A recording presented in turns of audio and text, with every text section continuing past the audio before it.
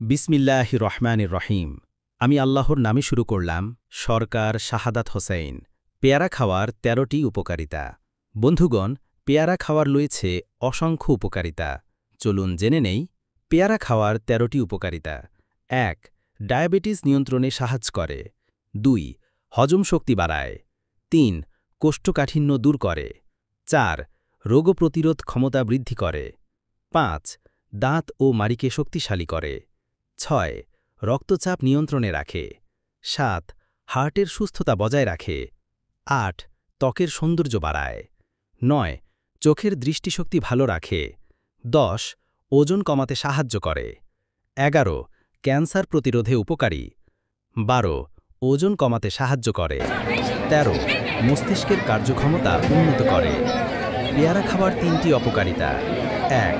অতিরিক্ত খেলে পেটে গ্যাস হতে পারে। ২. ডায়রিয়া বা পাতলা পায়খানা হতে পারে। ৩. যাদের পাকস্থলীতে আলসার আছে তাদের জন্য ক্ষতিকর হতে পারে।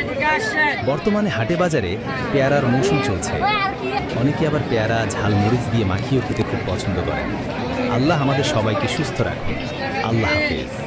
ভিডিওটি ভালো লাগলে অবশ্যই লাইক, কমেন্ট ও শেয়ার করতে ভুলবেন না। শুভেচ্ছান্তে সরকার শাহাদাত হোসেইন।